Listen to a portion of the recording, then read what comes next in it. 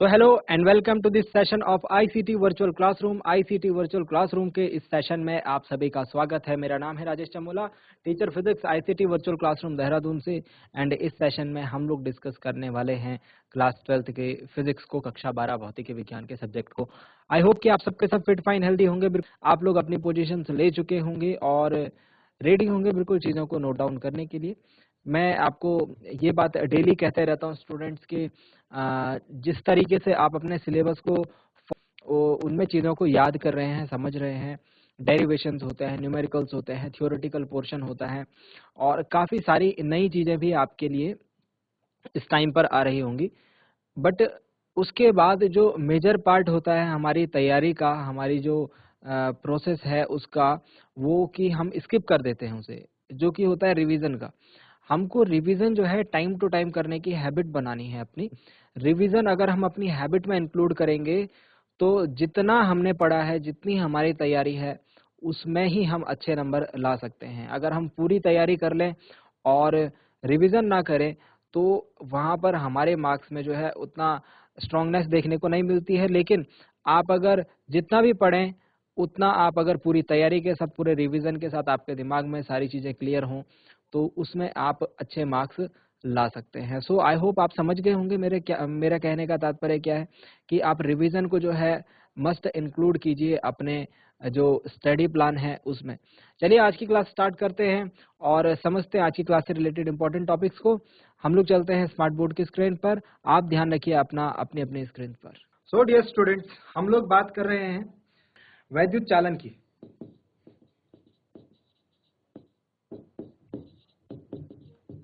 देखिए दो चीजें हैं, हमने फर्स्ट चैप्टर में पढ़ी थी इलेक्ट्रोस्टैटिक्स यानी कि स्थिर वैद्युतिकी, स्थिर वैद्युतिकी यानी कि इलेक्ट्रोस्टैटिक्स, और यहाँ पर हम पढ़ रहे हैं विद्युत चालन। और इसके बाद हम लोग बात करेंगे मैग्नेटोस्टैटिक्स की, है ना। देखिए बेसिक जो डिफरेंस है सबके बीच में वो ये है कि आवेश को हम पढ़ रहे हैं। किसको पढ़ रहे हैं? बेसिकली आवेश को पढ़ रहे हैं। तो जब आवेश रेस्ट पोजीशन में होगा यानी कि जब विराम अवस्था में होगा तो उसको हम स्थिर वैद्युतिकी के अंदर पढ़ते हैं।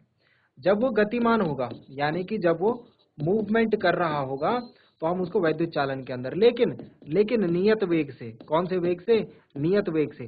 जब इसकी वेलोसिटी जब इसका वेग जो है, वेलोसिटी जो है वो वेरिएबल हो जाती है यानी कि परिवर्ती वेग हो जाता है, तो हम इसको नेक्स्ट जो चुंबकत्व हम जिसमें मैग्नेटोस्टैटिक्स पढ़ेंगे, ठीक है, वहां पर हम इसको डिस्कस करने वाले हैं। ठीक है।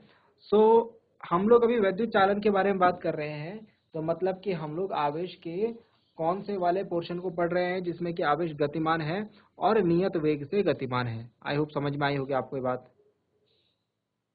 ठीक है। सो डियर स्टूडेंट्स, आज हम लोग जिस टॉपिक को स्टार्ट करने जा रहे हैं उससे आप भली भांति जो है परिचित होंगे। आपने क्लास 10th में एक लॉ पढ़ा है और ये लॉ बताता है कि किस तरीके से हम जब किसी परिपथ में, किसी चालक में विद्युत धारा प्रवाहित करते हैं, उसके सिरों के बीच विभवांतर आरोपित करते हैं, फलस्वरूप उसमें जो विद्युत धारा प्रवाह होती है वो परस्पर अनुक्रमानुपाती होती है ना। हम इसे एक बहुत ही फेमस लॉ, ओम्स लॉ के नाम से जानते हैं। चलिए इसको रिवाइज करते हैं पहले और फिर इसमें और कुछ नई नई बातें ऐड करने की कोशिश करते हैं। सो हमने देखा है ओम्स लॉ, ओम का नियम। ओम्स लॉ एक बहुत ही इंपॉर्टेंट, बहुत ही फेमस और बहुत ही इंटरेस्टिंग लॉ है हमारा इलेक्ट्रिसिटी से रिलेटेड, है ना, विद्युत से रिलेटेड, जिसमें कि 1826 में ये एक्सपेरिमेंट जॉर्ज साइमन ओम नाम के व्यक्ति ने, ओम नाम के साइंटिस्ट ने ये किया था। इन्हीं के नाम के रिस्पेक्ट में हम इसको ओम्स लॉ कहते हैं, इस नियम को ओम्स लॉ कहते हैं, ओम का नियम कहते हैं। इन्होंने क्या बात कही? इन्होंने सिंपल से हमें 2-3 टर्म्स ये बताए कि यदि मैं कुछ चीजों को कांस्टेंट रखूं, जैसे कि ताप हो गया, जैसे कि दाब हो गया, जैसे कि अदर जो अदर जो हमारी भौतिक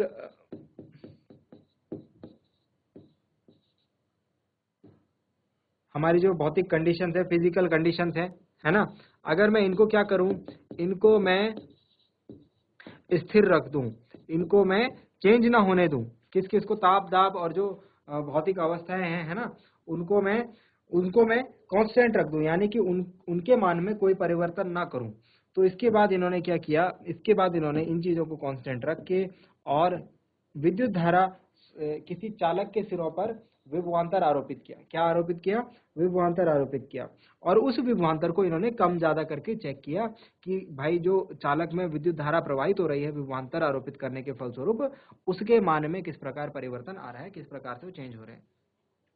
जब इन्होंने रिजल्ट्स देखे, सो ये एक बहुत ही इंपॉर्टेंट रिजल्ट था और बहुत ही इंटरेस्टिंग रिजल्ट था, जिसने कि ओम्स लॉ की फॉर्म ले ली। और यहाँ पर एक जो नए कांस्टेंट जिसका जन्म यहाँ पर हुआ है, ठीक है, नए जो नियतांक का जन्म हुआ है, वो भी एक बहुत ही इंपॉर्टेंट राशि है। सो हम लोग आज की क्लास में इन सारी बातों के ऊपर बात करने वाले हैं। तो ओम का नियम क्या है? 1826 में जॉर्ज साइमन ओम ने ताप दाब भौतिक अवस्थाएं जो है उनको स्थिर रख करके ये पता लगाया कि चालक के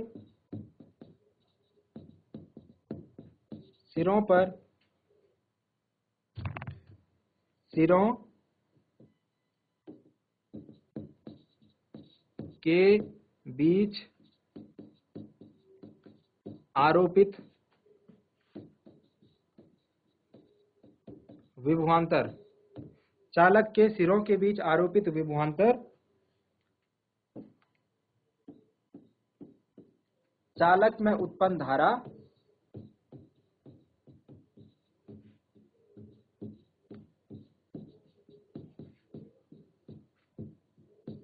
के अनुक्रमानुपाती होता है। बहुत ही इंपॉर्टेंट लॉ है, ठीक है। अनुक्रमानुपाती होने का क्या मतलब है कि जैसे जैसे मैं विभवांतर बढ़ाते जाता हूं, जैसे जैसे मैं पोटेंशियल डिफरेंस में इंक्रीज करते रहता हूं, ठीक है, वैसे वैसे जो विद्युत धारा का मान है वो बढ़ता रहता है, ठीक है। करंट जो है उसकी वैल्यू बढ़ते रहती है, और जैसे जैसे मैं इसे कम करता हूं वैसे वैसे धारा के मान में भी कमी हमको देखने को मिलती है। मतलब ये डायरेक्ट रिलेशन था किस किस के बीच में? विभवांतर और धारा आई के बीच में। आप जानते हैं कि मैं इस बात को मैथमेटिकली ऐसे भी लिख सकता हूं, V is proportional to I। दोनों बातों का मतलब एक ही हुआ, ठीक है। अगर यहाँ पर प्रोपोर्शनैलिटी साइन हम लोग हटाते हैं कभी भी, तो एक कांस्टेंट यहाँ पर हम लोग लगाते हैं जो कि है R। इस R को हम कहते हैं अनुक्रमानुपाती का स्थिरांक है, ये कांस्टेंट है, प्रोपोर्शनैलिटी कांस्टेंट, जिसे कि हम चालक का वैद्युत प्रतिरोध कहते हैं, इलेक्ट्रिकल रेजिस्टेंस कहते हैं। तो यहाँ पर इतनी बात हमारी क्लियर हुई थी किसमें? ओम्स लॉ में। और ये one of the very important relation था हमारा, ठीक है ना। इतनी बात समझ में आ गई जो चीजें आपने पढ़ी है। चलिए एक और चीज कर लेते हैं, यहाँ पर हम लोग ग्राफ भी बना लेते हैं V और I के बीच में। तो ये रहा हमारा V, ये रहा हमारा, एक डायरेक्शन में हम लोग V ले लेते हैं, एक्स अक्ष पर V को ले लेते हैं, ठीक है, और Y अक्ष पर I को ले लेते हैं। एक्स अक्ष पर किसको ले रहे हैं? V को ले रहे हैं, और Y अक्ष पर I को ले रहे हैं। जब V और I के बीच में ग्राफ खींचा तो वो ग्राफ जो है एक सीधी रेखा प्राप्त हुई। वो ग्राफ जो है एक कैसी रेखा प्राप्त हुई? बिल्कुल सीधी रेखा प्राप्त हुई।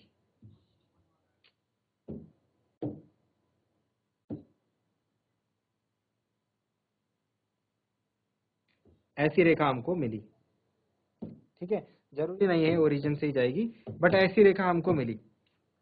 तो इससे हम समझ पा रहे हैं, अगर मैं V और I के बीच में ग्राफ खींचूंगा, किन किन चीजों को कांस्टेंट करके, इन कंडीशंस को, इन सारी चीजों को कांस्टेंट करके, तो वो एक ऐसा ग्राफ मिलेगा, एक सीधी रेखा हमको देखने को मिलेगी। इसमें आप देख सकते हैं V की वैल्यू यहाँ पर 0 है, I की वैल्यू यहाँ पर भी 0 है। V की वैल्यू बढ़ करके यहाँ पर कुछ हुई, I की वैल्यू भी बढ़ करके कुछ हुई। V की वैल्यू बढ़ करके यहाँ पर कुछ हुई, I की वैल्यू भी बढ़ गई। साथ ही V की वैल्यू यहाँ पर बढ़ के इतनी हुई, I की वैल्यू भी बढ़ गई। V की वैल्यू यहाँ पर मैक्सिमम हो गई, I की वैल्यू यहाँ पर मैक्सिमम हो गई, ठीक है ना। तो कहने का मतलब है V जैसे जैसे बढ़ रहा है, I भी हमको उसके साथ साथ बढ़ता हुआ दिखाई दे रहा है। दोनों के दोनों एक दूसरे के प्रोपोर्शनैलिटी हमको यहाँ पर देखने को रिलेशन मिल रहा है। किन किन बातों के लिए ओम का लॉ जो है होल्ड करता है? ओम का लॉ जो होल्ड करता है, ओम का नियम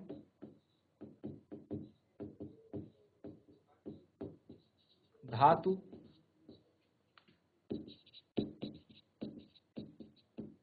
चालकों के लिए सत्य है। ओम का नियम धातु चालकों के लिए सत्य है। ठीक है, तो जो भी हमारे कंडक्टर्स होते हैं मेटल के, जो वायरिंग होती है, कॉपर हो गया, एल्यूमिनियम हो गया, है ना, इसके अलावा सिल्वर हो गया, लोहा हो गया, है ना, एल्यूमिनियम हो गया, तो ये सारे जो है धातुएं जो कि चालक का काम, चालकता जिनके गुण होती है, ठीक है, इन सब के लिए ओम का नियम जो है होल्ड करता है। अब हमको जो है अपना पूरा ध्यान जो नई राशि हमको यहाँ मिली थी वैद्युत प्रतिरोध, इस पर फोकस करना है और इससे रिलेटेड कुछ इंपॉर्टेंट पॉइंट्स हमको देखने हैं। तो नेक्स्ट हेडिंग डालेंगे वैद्युत प्रतिरोध।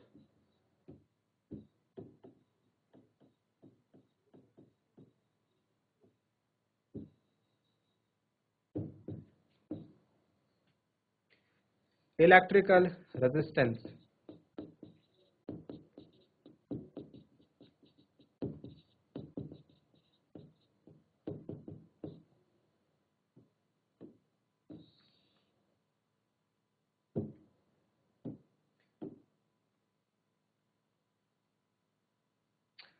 क्योंकि ओम के नियम से हमारे पास एक रिलेशन है V बराबर आई आर। यहां से हम देख सकते हैं वैद्युत प्रतिरोध R is equal to V upon I. ये कहां से आई बात? ओम के नियम से। अर्थात मैं ये देख सकता हूं कि जो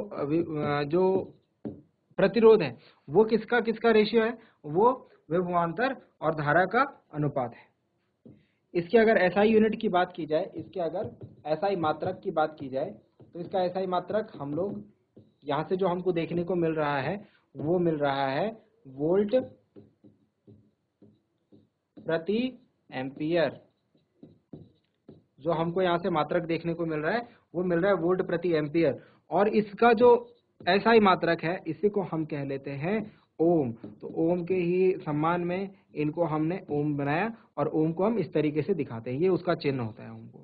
ठीक है, तो हम लोग लिखेंगे तो ऐसे लिखेंगे ओम को, बाकी पढ़ते क्या ऐसे ओम पढ़ते हैं। ठीक है, अब नेक्स्ट हम लोग एक ओम की परिभाषा अगर हमको देनी है, एक ओम, एक ओम को किस प्रकार से परिभाषित करोगे भाई? देखो, अगर मैं 1 वोल्ट का विभवांतर ले लेता हूं, 1 वोल्ट का विभवांतर ले लेता हूं, 1 वोल्ट, V बराबर 1 वोल्ट,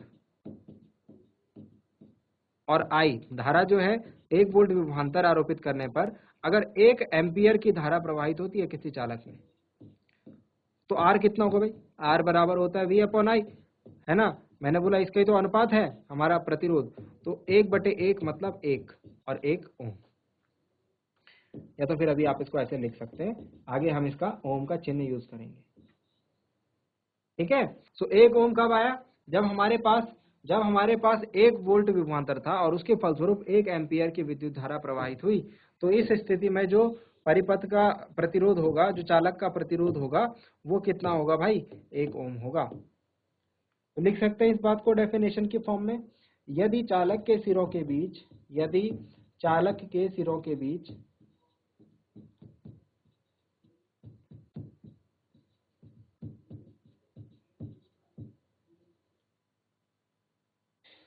एक वोल्ट का विभवांतर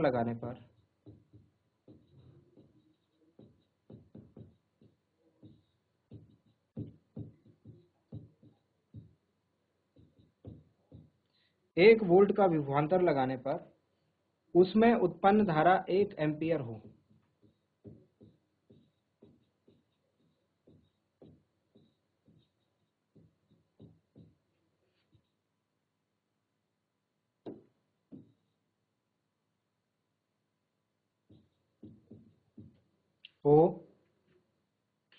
तो चालक का प्रतिरोध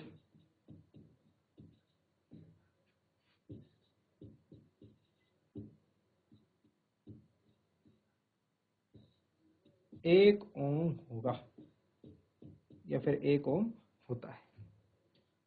ठीक है, तो ये है 1 ओम की डेफिनेशन ऑफ 1 ओम। इसको याद रखेंगे, एग्जाम में अक्सर पूछ ली जाती है। एक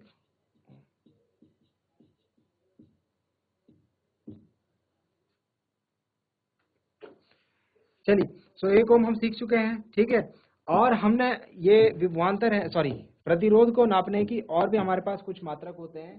प्रतिरोध के कुछ अन्य मात्रक जो है कुछ इस प्रकार से, जैसे हम लोग बात करें द्रव्यमान की, तो द्रव्यमान को हम ग्राम में भी तोल सकते हैं, किलोग्राम में भी तोल सकते हैं, क्विंटल में भी तोल सकते हैं, टन में भी तोल सकते हैं, है ना। तो बड़े मात्रक हम लोग, अगर कोई बहुत बड़ा हमको द्रव्यमान तोलना है तो उसको क्विंटल या टन में लिखेंगे, उससे कम है तो केजी में लिखेंगे, उससे भी कम है तो ग्राम में लिखेंगे। ऐसे ही प्रतिरोध के भी जो बड़े मात्रक है वो होता है किलो ओम। ठीक है, 1 किलो ओम बराबर 1000 ओम। ठीक है, इसको हम के ओ लिखते हैं, के ओम। उसके बाद मेगा ओम,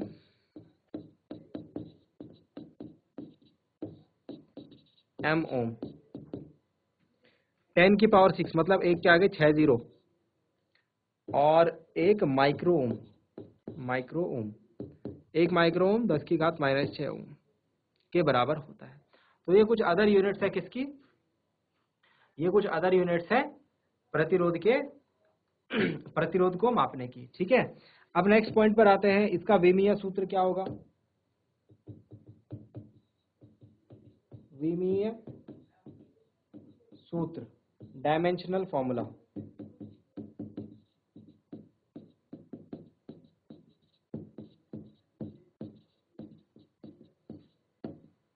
डायमेंशनल फॉर्मूला की बात करें तो हम ये जानते हैं कि v की जो डायमेंशन है विभवांतर की, वो होती है ml² t-3 a-1, है ना।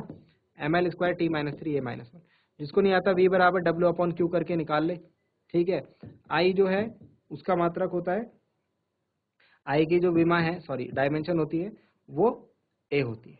ठीक है, तो हम लोग निकाल सकते हैं भाई R की डायमेंशन, प्रतिरोध की विमा ml² t-3 a-1 upon a।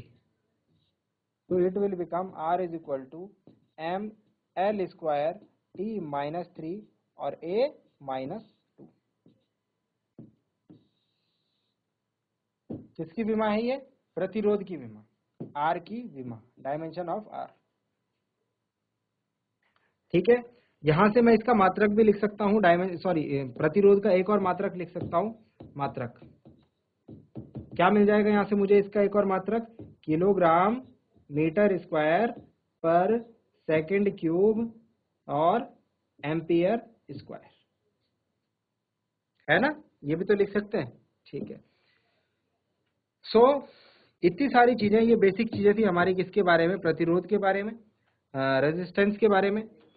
अब जो नेक्स्ट चीज हमको देखनी है, वो हमारे दिमाग में क्वेश्चन आता है कि चलो ठीक है, किसी पदार्थ की प्रॉपर्टी है, उस पदार्थ में अगर हम विद्युत धारा प्रवाहित, अगर हम उसके सिरों के बीच विभवांतर आरोपित करेंगे तो उसमें विद्युत धारा प्रवाहित होगी, है ना। लेकिन ये प्रतिरोध का क्या कॉन्सेप्ट है, क्यों प्रतिरोध उत्पन्न हो रहा है, हम इसको कैसे क्या हम इसे भी प्रवाहित कर रहे हैं जैसे विभवांतर आरोपित कर रहे हैं, तो ऑटोमेटिकली कैसे प्रतिरोध जो है उत्पन्न हो जा रहा है। इसको सीखने के लिए हम लोग चलते हैं उस कॉन्सेप्ट के ऊपर जो हमने प्रीवियस क्लासेस में देखा था, कि पदार्थ के भीतर जो है मुक्त इलेक्ट्रॉन्स रहते हैं, है ना। मुक्त इलेक्ट्रॉन्स जितने ज्यादा होगा उतनी ज्यादा चालकता होगी, है ना। अब मुक्त इलेक्ट्रॉन जितनी आसानी से दौड़ पाएंगे पदार्थ के अंदर, उतनी ज्यादा उसकी चालकता होगी। ठीक है, तो कॉन्सेप्ट अपने दिमाग में रखना कि अगर प्रतिरोध को समझना है तो मुक्त इलेक्ट्रॉन के बारे में आपको दिमाग में इमेज बनानी है। ठीक है, मैं फिलहाल क्वेश्चन लिखता हूँ। क्वेश्चन क्या है हमारे पास, एक बहुत ही इंपॉर्टेंट क्वेश्चन है, आप अपने दिमाग में से डालिए कि चालक में प्रतिरोध क्यों उत्पन्न होता है, चालक में प्रतिरोध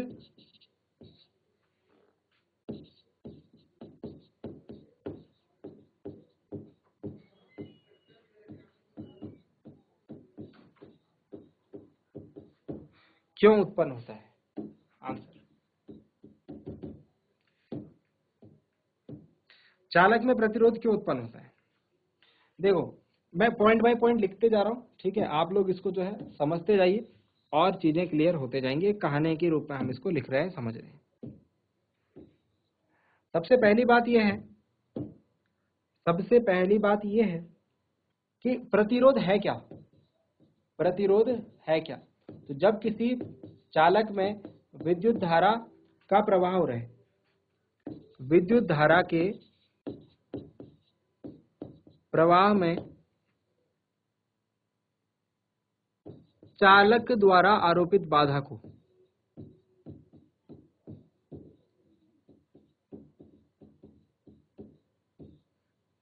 चालक द्वारा आरोपित बाधा को, किसके द्वारा आरोपित बाधा है भाई? चालक द्वारा। इसको ही हम कहते हैं चालक का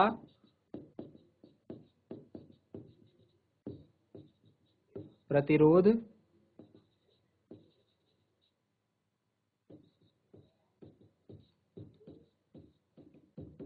कहते हैं। पहली चीज क्लियर हो गई, ठीक है। नेक्स्ट पॉइंट, जो चालक में प्रवाहित धारा है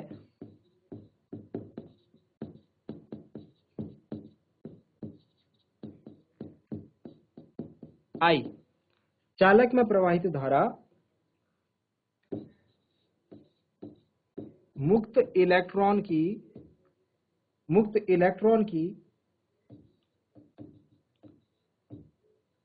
चालक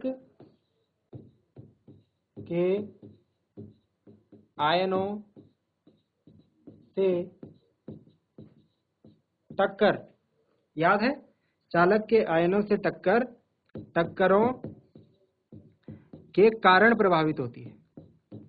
अब यहाँ पर हमारे दिमाग में एक और इमेज क्लियर हुई कि क्या बोलते हैं, चालक के अंदर जो है, पदार्थ के अंदर क्या है? मुक्त इलेक्ट्रॉन है, और मुक्त इलेक्ट्रॉन जो है फ्लो कर रहे हैं।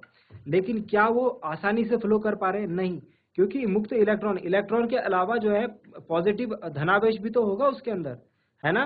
तो ये जो मुक्त इलेक्ट्रॉन है, ये रास्ते में किससे टकराते रहता है? इन आयनों से टकराते रहता है। अगर ये टकराएगा तो इसे प्रवाहित होने में क्या होगी? दिक्कत होगी, इसको चलने में दिक्कत होगी, और इसको चलने में दिक्कत होगी तो चालक में जो प्रवाहित धारा है आई, उसके मान में हमको वहां भी हमको ये उसका प्रभाव देखने को मिलेगा। ठीक है ना? इतनी सारी बातें समझ में आ रही है? वन बाय वन चीजों को क्लियरली करते हुए देखेंगे, एट लास्ट आप बात को समझ जाएंगे।